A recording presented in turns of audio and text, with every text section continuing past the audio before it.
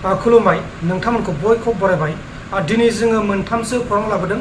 जोंनि बे आसामनि दरं डिस्ट्रिक्टनि सिङाव थानाय दलगाव ओनसोलनि सासे बर' फरायसा बिथाङा HS एग्जाम होदोंमोन बा PO एग्जाम होदोंमोन आरो बे PO एग्जामाव बा कमार्सआव फरायगासिनो दंमोन दै कमार्स लाइननि फरायसामोन आरो बे फरायसाया फेल जानानै गावनि बेसेन गोसा जिउखौ गावनो फोजोबदों। थैनाय फरायसानि मुङानो जाहैबाय बिजय बर'। बे बिजय बर'आ कमार्स लाइनाव फरायोमोन आरो बिथाङा लिरना गालांनाय बायदिब्ला गावनि आनजादा बा एग्जामा मोजाङै जादोंमोन, नाथाय माबोरैहाय फेल जाखो बिथाङा बेखौ बुजियासै आरो गावनि असे एफानियाव निमाहा बिना गालांदों। जोबोद दुखुनांथाव बाथ्रा। जोंनि बर'फोरा गोबां थैयो बिदिनो, अबेबा एग्जामाव फेल जाबा थैयो, सोरबा गोसोनायखौ मोनैनो थैयो, बेबायदिनो सोरबा गारजानानै सोरबा थैयो, गोबां थैनायखौ जों खोनाबाय थायो। लोगोसे जों दा मोनसे खौरां लाबोदों। बे खौराङानो जाहैबाय नैबे सावगारि नुनाय बिब' आरो बिनानाव। बिसोर सानै बिब' बिनानाव तामिलनाडु रायजोनि त्रिची बे जायगानि। बिसोर सानै बिब' आरो बिनानावा टेक्सटाइलाव साख्रि मावोमोन आरो बिसोर सानै बिब'आ न'खर मोनसेनि मुस्लिम बिदा फंबायखौ गोसोथोयोमोन। बिसोरो बिदा फंबाय, बिसोरो बिब' बिनानाव बेबायदिमोन आरो। ओमफ्राय बिसोर सानैया मुस्लिमखौ मोजां मोननायाव बे हिन्जावसानि न'खरा बा बे सिख्ला सानैनि न'खरा गनायाखैमोन बिसोरनि मोजां मोननायखौ, बा बिसोरजों जुलि जानो होआखैमोन मुस्लिम न'खरजों। माने हिन्दु मुस्लिम नालाय, मुस्लिमफोरनोथ' हरनो बाखायो हिन्दुफ्रा, आरो मुस्लिमफोराबो हिन्दुनो हरनो बायो। बेबायदिनो गोबां जाथाय जायो। दा बेनिखायनो नैबे बिब' सानै गायत्री, ओमफ्राय सासेया बिद्या, सासेया 23 आरो सासेया 21 बोसोर बैसोनि। बिसोर सानैया गावसिनि बेसेन गोसा जिउखौ गावसोरनो फोजोबदों दैखराव बारजुमनानै। आसरित। बिद्या आरो गायत्रीनि न'खरा नैबे मुस्लिम सेंग्रानो हरामोन।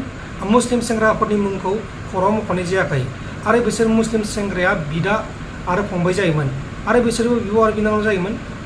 दा मा जाखो? बादा होदोंमोन न'खरनिया, जुलि जानाङा मुस्लिम सेंग्राजों ओरैथोरै, माने गनायाखैमोन आरोना बिसोरनि मोजां मोनलायनायखौ, बिसोरनि रिलेसनशिपआव थानायखौ। दा बेनिखायनो बिसोर सानै बिब' आरो बिनानावा गावसिनि जिउखौ गावसोरनो फोजोबदों। अब्ला जों दा जोबथारनायाव मोनसे खौरां दंबावो। बे खौराङानो जाहैबाय नैबे सावगारि नुनाय सेंग्रा आरो नैबे सिख्ला। बे सिख्लानि फट'खौ ब्लार खालामदों, निउसआनो ब्लार खालामखादों दै, बेखौ आं बानायाखै, निउसआनो बेखौ ब्लार खालामखादों। बे सेंग्राया बे सिख्लाखौ मोजां मोनोमोन आरो बिसोरनिया जुलिनि थाखाय तारिखबो लानो गोनां जायोमोन।